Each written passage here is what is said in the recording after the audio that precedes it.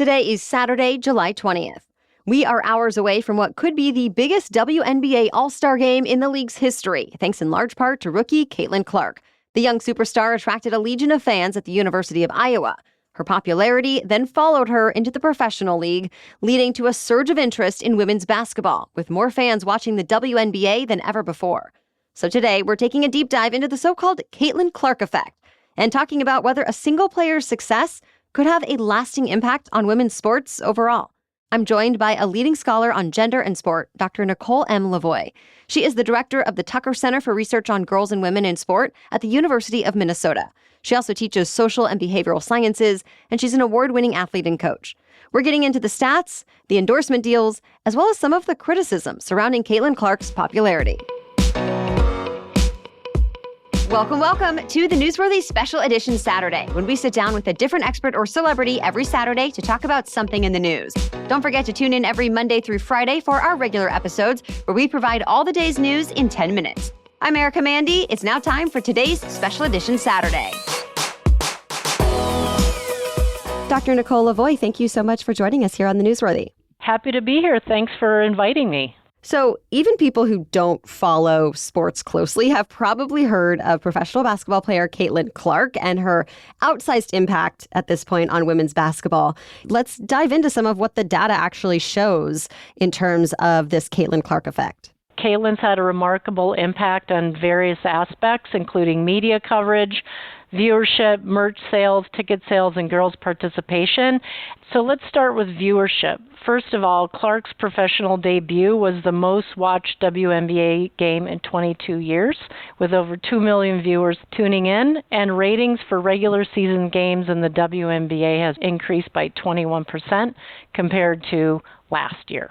This is a sort of a rare test case for women's sport to see that dramatic of an improvement year over year. The other data points that are important is that merch sales for the WNBA online store has increased 2,260%, and Clark's jersey sales have sold more than any other jersey, more than some entire NFL teams, including the Dallas Cowboys, which is known for their strong merch sales. What about ticket sales specifically? I mean, we saw that with merch. As you said, a lot of people are in the games for Caitlin Clark. So what's ticket sales look like now? Teams across the league have reported sold-out games and increased season ticket purchases.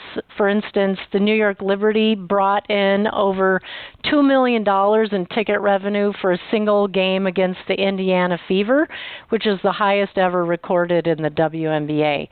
So wherever the Fever are playing, ticket sales are up. What about the media coverage and how it's changed as part of this Caitlin Clark effect?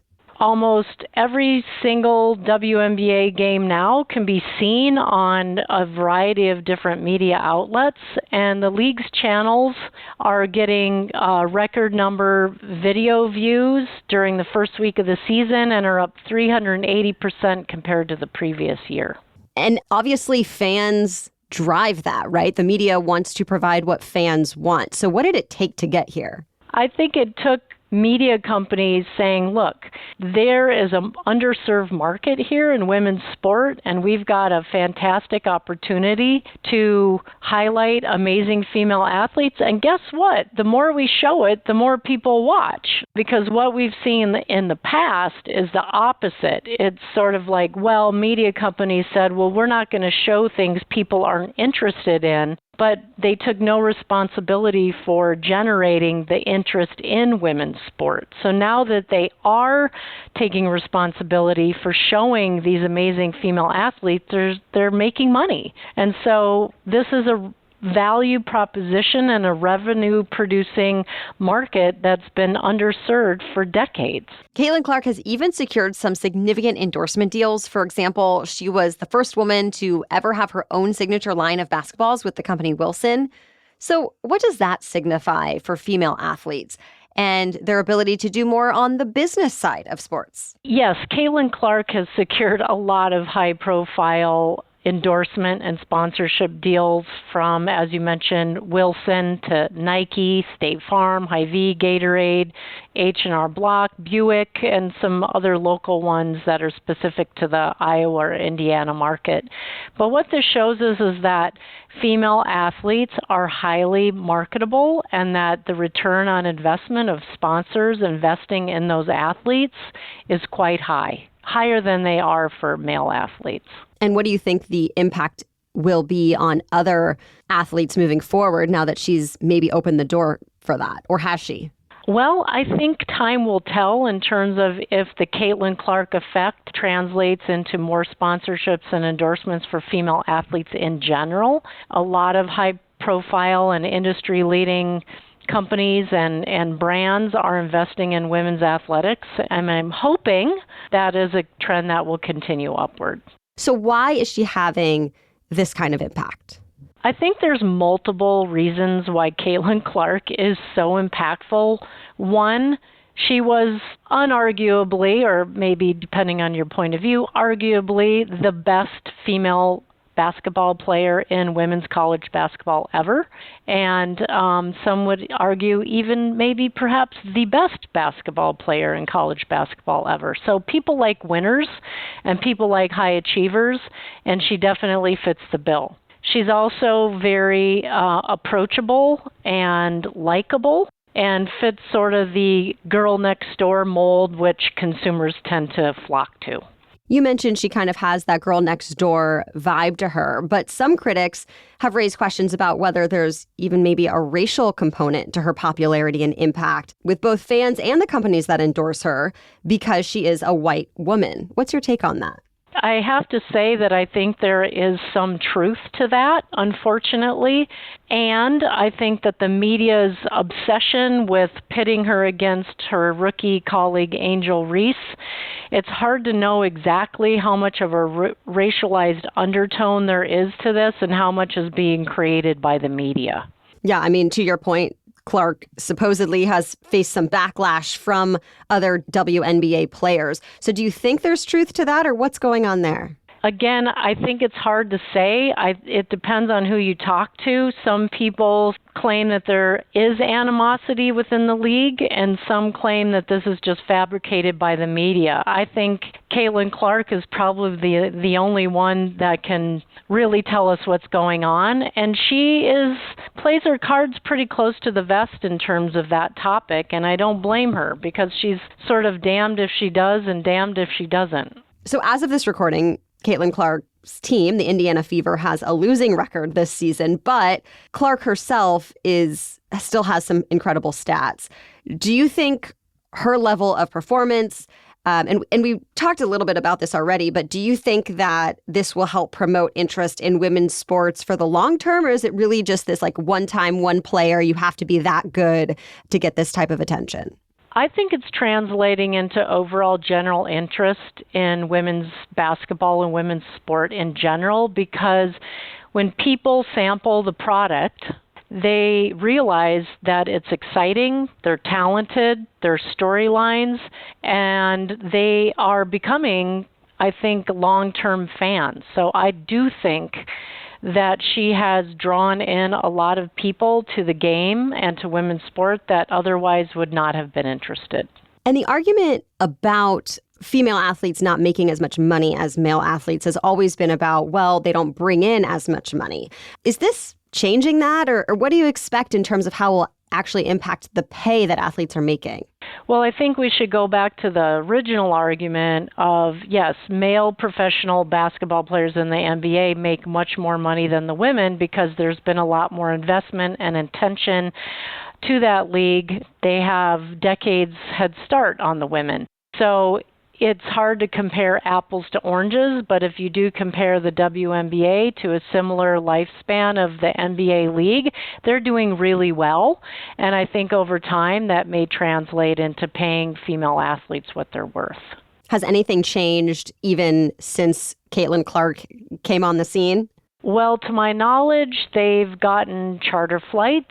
There's been more talk of bringing in more sponsors and revenue into the league that will help drive paying the athletes more. And there's also expansion teams coming to the league. So the growth and interest in the WNBA is fairly obvious right now, and I think it will only continue to grow. After tonight's All-Star Game, the next big thing is the Paris Olympics. But Caitlin Clark was left off Team USA. Next up, we'll talk about that decision. Plus, we'll get into some of Nicole Lavoi's research about the impact of female coaches and more, coming up.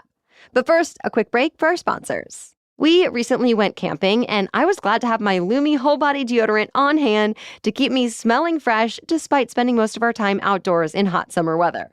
But really, I use Lumi whether I'm hanging at a campsite and going for a hike, or it's just a normal day at home. And it's my go-to for a reason. It's clinically proven to block odor all day and control odor for up to 72 hours. And I appreciate that it's paraben-free as well as safe to use anywhere. The deodorant wipes are especially helpful when you're on the go, like camping or after the gym.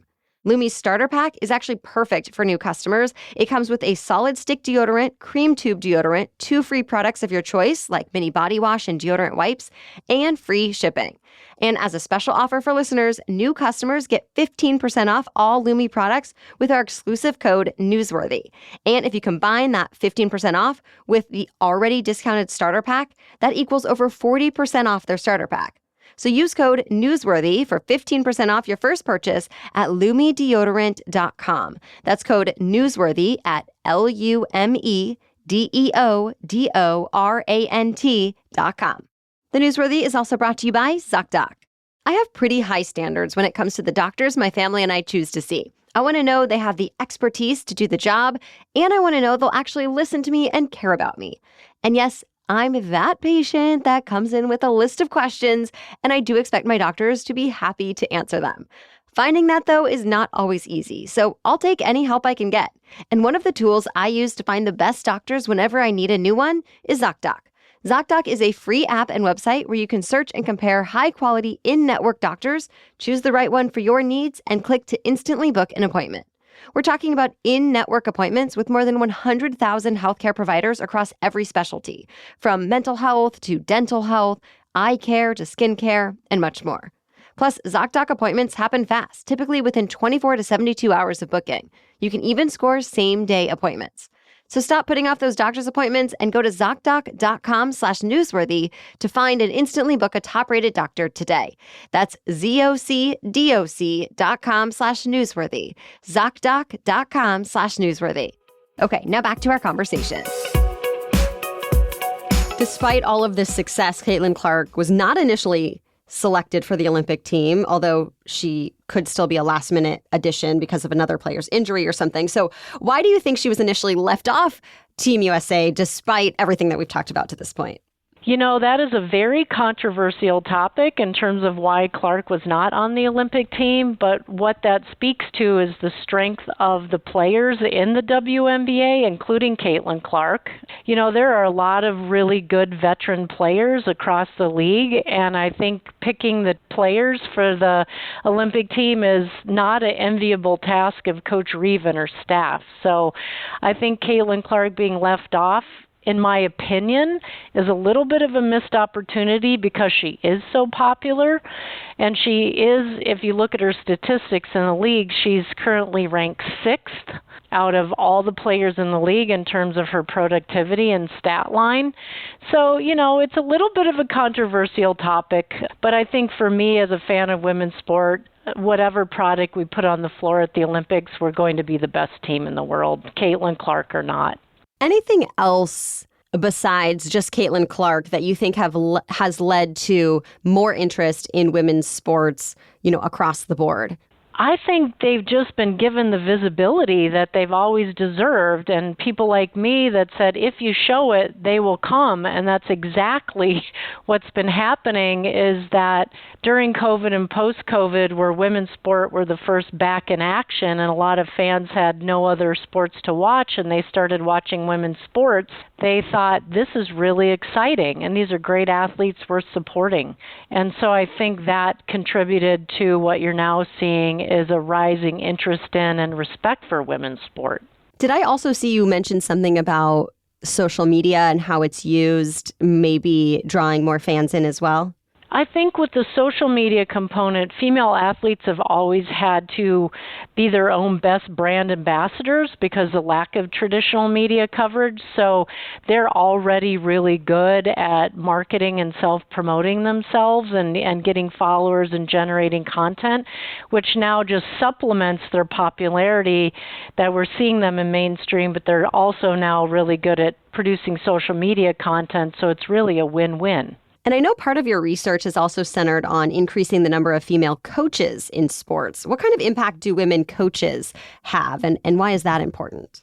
Well, we know from the research that women coaches matter because they are exemplars of visible, powerful, confident, competent female role models in a context that right now is really hot and visible. So it provides proof that this is a viable career pathway. It provides emulation for young girls and women. Women that are coached by women are more likely to go into coaching. And we know that when we have more women in any workplace, it provides a better working environment, occupational landscape for other women that choose to enter. I know that you played college tennis and were a two-time NCAA academic All-American.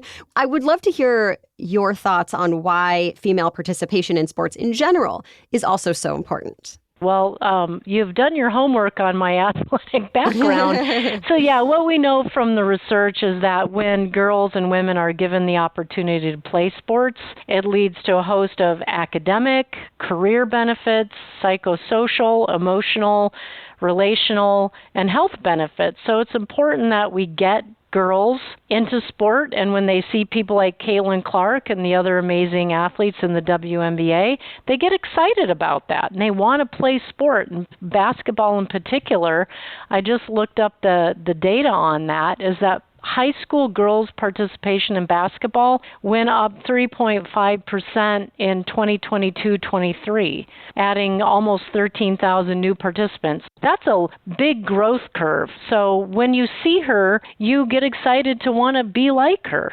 Are you seeing something similar in women's soccer after we saw the women's national team doing so well in recent years? There always is a little bump at post-World Cup and post-Olympic years, and when our women do well, which they have, and I'm going to go on the record to say we will also be highly successful in Paris in a couple weeks. And you do see a bump, but I don't know if it's as dramatic as what we've seen in high school girls basketball. Final thoughts on Caitlin Clark and where we go from here? People are saying, oh, well, the WNBA isn't only about one player. Well, that is true. But one player is driving a lot of interest in and viewership and ticket sales for the league. So I think we should celebrate that. Well, thank you so much to Dr. Nicole M. Lavoi for sharing her data and insights. For more of her work on women and girls in sports, check out the links in our website episode notes at thenewsworthy.com. And if you're interested in watching the WNBA All-Star Game, tip-off is at 8:30 Eastern tonight on ABC. All right, thanks so much for joining us for this special edition Saturday episode.